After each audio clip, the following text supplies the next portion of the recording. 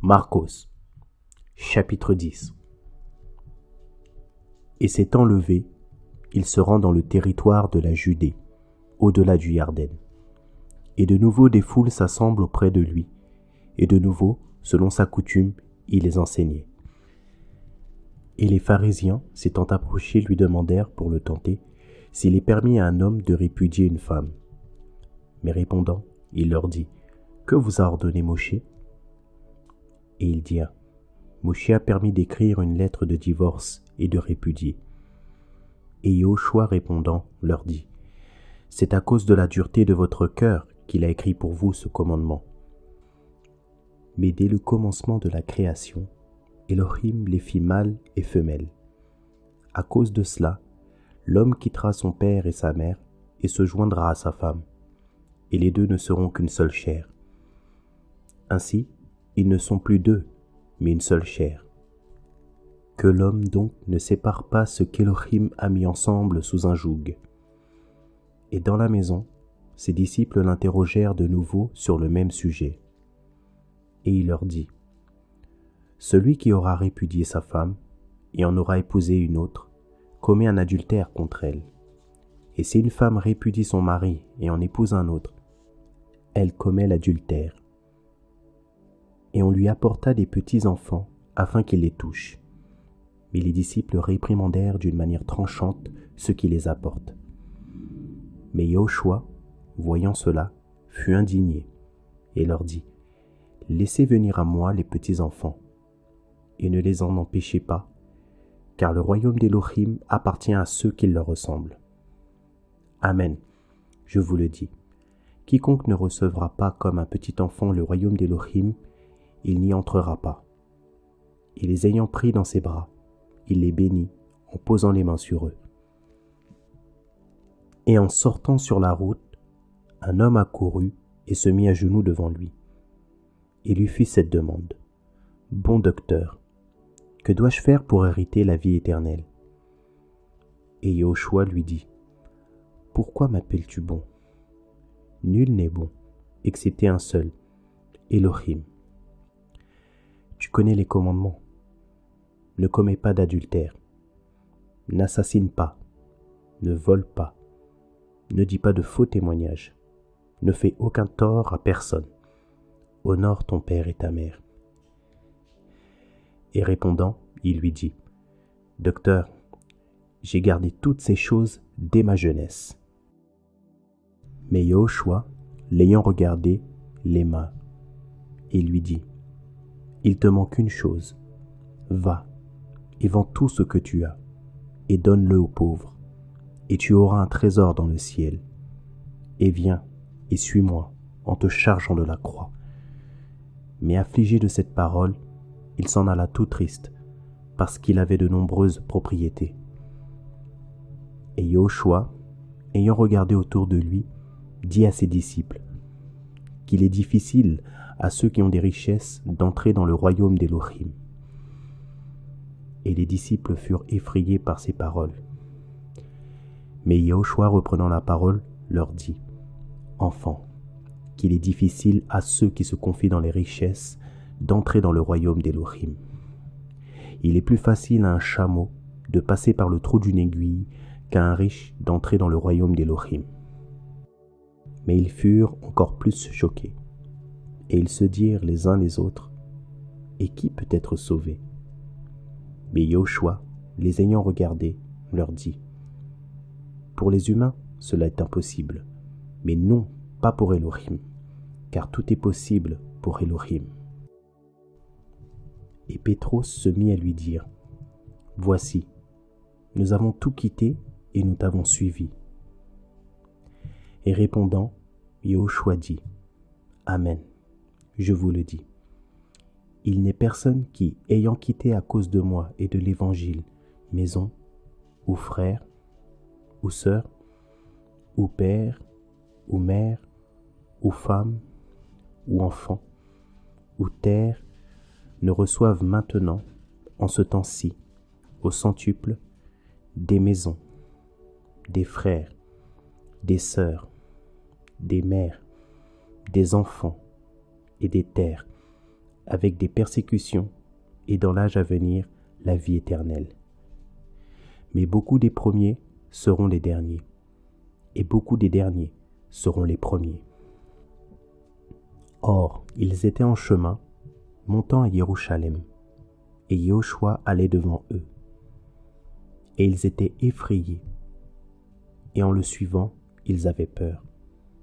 Et ayant de nouveau pris à l'écart les 12, commença à leur déclarer ce qui devait lui arriver. Voici que nous montons à Jérusalem, et le Fils de l'homme sera livré aux principaux prêtres et aux scribes. Ils le condamneront à mort et le livreront aux nations, et ils se moqueront de lui, et ils le châtieront avec un fouet, et ils cracheront sur lui, et le feront mourir, et il ressuscitera le 3e jour. Et Yaakov et Yohanan, les fils de Zabdi, s'approchent de lui et lui disent : « Docteur, nous voulons que tu fasses pour nous ce que nous allons te demander. » Et il leur dit : « Que voulez-vous que je fasse pour vous ? » Et ils lui dirent : « Accorde-nous que nous soyons assis l'un à ta droite et l'autre à ta gauche, dans ta gloire. » Mais Yahushua leur dit : « Vous ne savez pas ce que vous demandez. Pouvez-vous boire la coupe que moi je bois, ou être baptisé du baptême dont moi je serai baptisé ? » Et ils lui dirent : « Nous le pouvons. »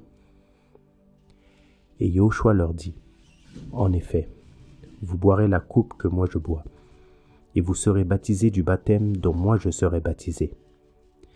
Mais d'être assis à ma droite et à ma gauche, il ne m'appartient de le donner qu'à ceux pour qui cela a été préparé. » Et les 10 autres, ayant entendu cela, commencèrent à s'indigner contre Yaakov et Yohanan. Mais Yahushua les appela et leur dit : « Vous savez que ceux qui pensent être les chefs des nations dominent sur elles en maîtres, et que les grands exercent leur autorité sur elles. Il n'en sera pas de même parmi vous, mais quiconque veut devenir grand parmi vous, qu'il soit votre serviteur. Et quiconque veut devenir le premier parmi vous, qu'il soit l'esclave de tous. Car le Fils de l'homme est venu, non pour être servi, mais pour servir et donner sa vie en rançon pour beaucoup. » Et ils arrivent à Jéricho. Et lorsqu'il sort de Jéricho, avec ses disciples et une grande foule, le fils de Timaïos, Bartimaïos, l'aveugle, était assis au bord du chemin, demandant l'aumône. Et apprenant que c'était Yahushua, le Nazaréen, il se mit à crier et à dire : « Yahushua, fils de David, aie pitié de moi. » Et beaucoup le réprimandaient d'une manière tranchante pour le faire taire. Mais il criait beaucoup plus fort : « Fils de David, aie pitié de moi. » Et Yahushua, s'étant arrêté, dit : « Appelez-le. » Ils appelèrent donc l'aveugle en lui disant : « Prends courage, lève-toi, il t'appelle. » Et jetant son manteau, il se leva et vint vers Yahushua. Et Yahushua, prenant la parole, lui dit : « Que veux-tu que je fasse pour toi ? » Et l'aveugle lui dit : « Rabboni, que je recouvre la vue. » Et Yahushua lui dit : « Va, ta foi t'a sauvé. » Et immédiatement, il recouvra la vue et suivit Yahushua dans le chemin.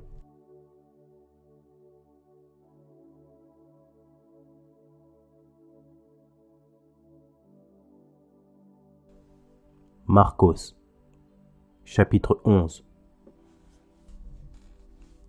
Et quand ils approchent de Jérusalem, vers Bethphagée et Béthanie, près du mont des Oliviers, il envoie 2 de ses disciples et leur dit : « Allez au village qui est devant vous. Dès que vous y serez entrés, vous trouverez un ânon attaché, sur lequel aucun être humain ne s'est encore assis. Détachez-le et amenez-le. Et si quelqu'un vous dit : pourquoi faites-vous cela ? Dites que le Seigneur en a besoin, et immédiatement il le laissera venir ici. » Et ils partirent et trouvèrent l'ânon qui était attaché dehors, près d'une porte, au contour du chemin, et ils le détachèrent. Et quelques-uns de ceux qui étaient là leur dirent, « Que faites-vous? Vous détachez cet âne ?» Mais ils leur répondirent comme Yahushua l'avait ordonné, et on les laissa faire. Et ils amenèrent donc l'ânon à Yahushua, sur lequel ils jetèrent leurs vêtements, et il s'assit dessus. Et beaucoup étendaient leurs vêtements sur le chemin, et d'autres coupaient des branches d'arbres et en couvraient le chemin. Et ceux qui allaient devant, et ceux qui suivaient, criaient en disant, « Hosanna! Béni soit celui qui vient au nom du Seigneur. Béni soit le royaume de David, notre Père, qui vient au nom du Seigneur. Hosanna dans les lieux très hauts. » Et Yahushua entra ainsi à Jérusalem, dans le temple. Et après avoir regardé de tous côtés, comme il était déjà tard, il sortit pour aller à Béthanie avec les 12. Et le lendemain, après qu'ils furent sortis de Béthanie, Yahushua eut faim. Et voyant de loin un figuier qui avait des feuilles, il alla voir s'il y trouverait quelque chose. Mais s'en étant approché, il ne trouva que des feuilles, car ce n'était pas la saison des figues. Et Yahushua, prenant la parole, dit au figuier, « Que personne ne mange de ton fruit, à jamais. » Et les disciples l'entendirent. Et ils arrivent donc à Jérusalem, et Yahushua entra dans le temple. Il commença par chasser dehors ceux qui vendaient et achetaient dans le temple. Et il renversa les tables des changeurs et les sièges de ceux qui vendaient des colombes. Et il ne laissait personne porter aucun objet à travers le temple. Et il enseignait en leur disant, « N'est-il pas écrit, ma maison sera appelée une maison de prière pour toutes les nations, mais vous en avez fait une caverne de brigands. »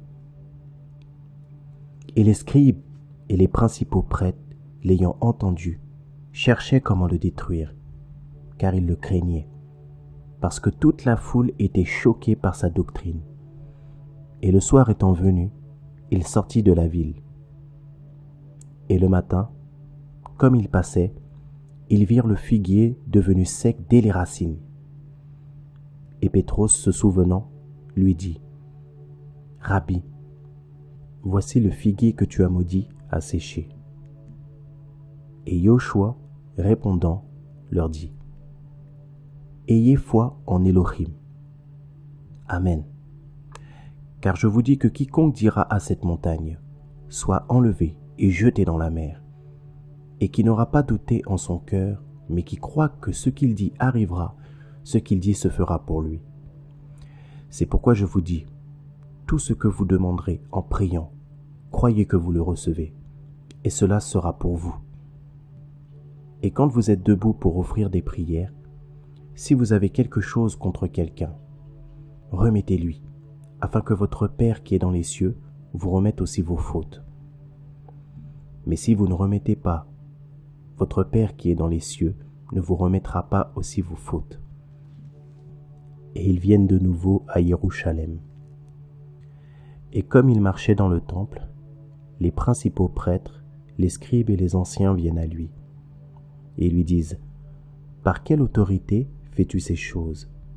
Et qui t'a donné l'autorité de les faire? » Mais Yahushua répondant leur dit, « Je vous interrogerai, moi aussi sur une parole, et répondez-moi, et je vous dirai par quelle autorité je fais ces choses. Le baptême de Yohanan, venait-il du ciel ou des humains? Répondez-moi. »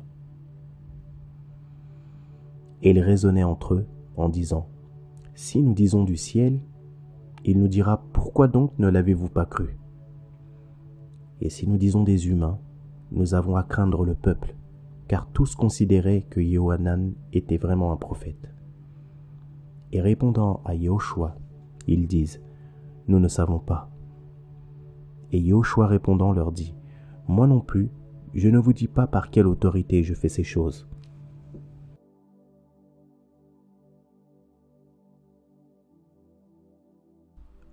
Marcos, chapitre 12.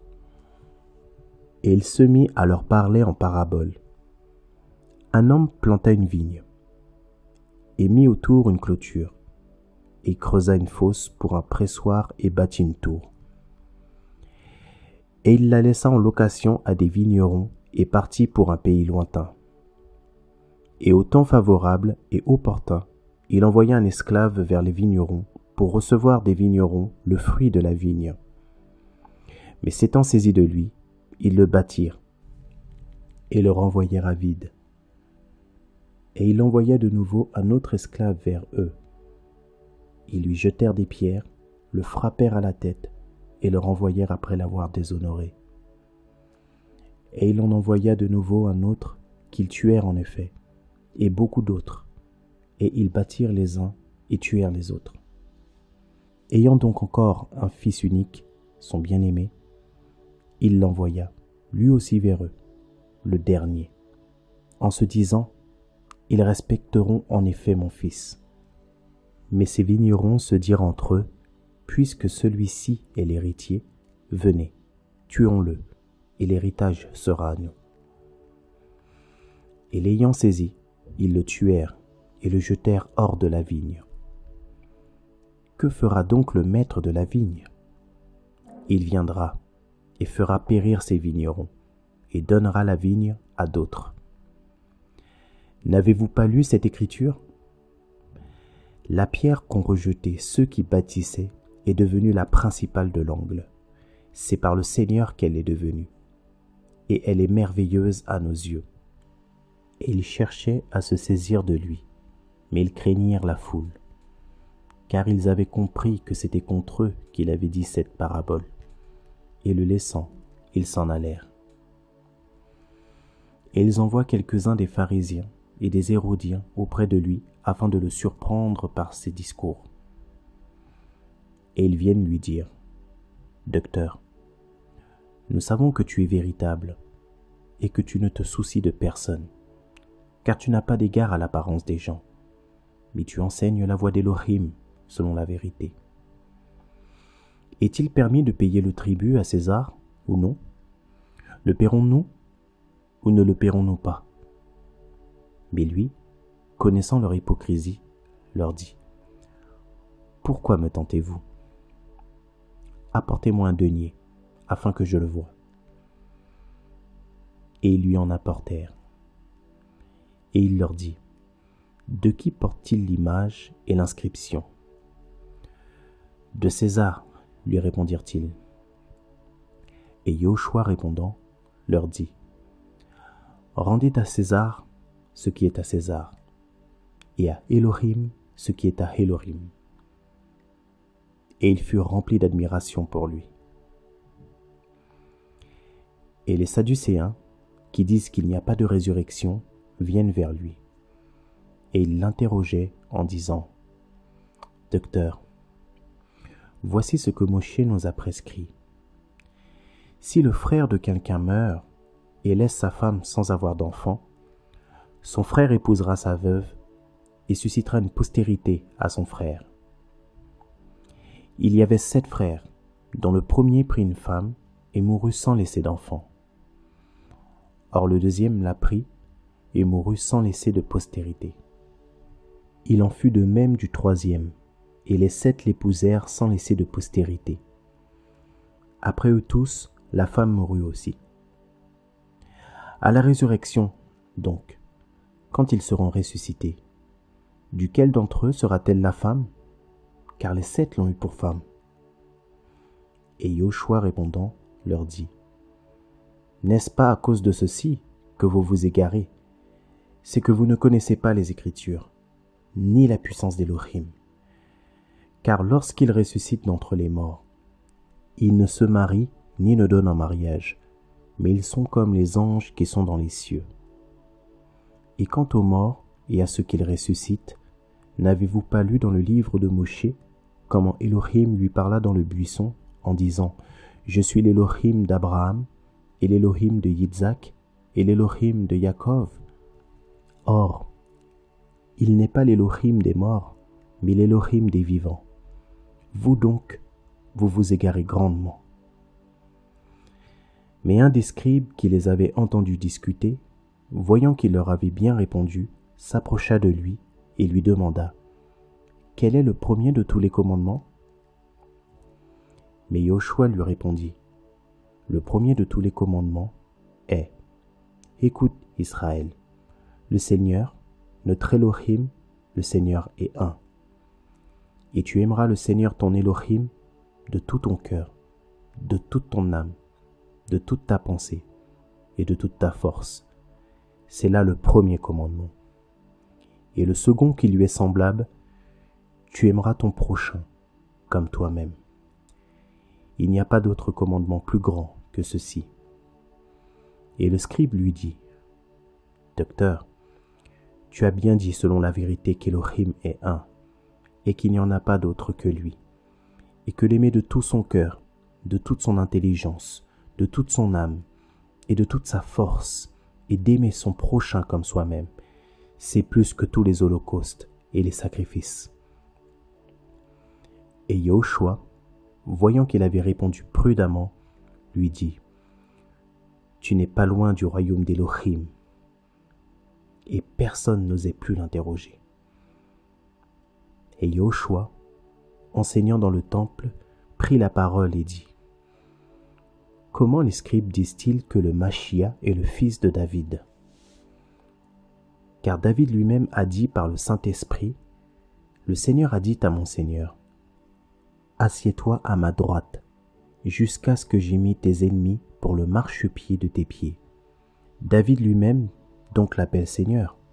Comment est-il son fils? Et une grande foule l'écoutait avec plaisir. Et il leur disait dans son enseignement: gardez-vous des scribes qui prennent plaisir à se promener en robe longue et qui aiment les salutations sur les places du marché, et les premiers sièges dans les synagogues, et les premières places dans les soupers, qui dévorent entièrement les maisons des veuves, même sous le prétexte de faire de longues prières. Ils seront jugés plus sévèrement. Et Yahushua, s'étant assis vis-à-vis du trésor, regardait comment la foule y mettait de la monnaie. Beaucoup de riches y mettaient beaucoup, et une pauvre veuve 20. Et elle y mit 2 petites pièces, faisant le quart d'un sou. Et ayant appelé à lui ses disciples, il leur dit: Amen, je vous le dis. Cette pauvre veuve a plus mis dans le trésor que tous ceux qui y ont mis. Car tous ont mis de leur superflu, mais celle-ci a mis de son nécessaire, tout ce qu'elle possédait, tout ce qu'elle avait pour vivre.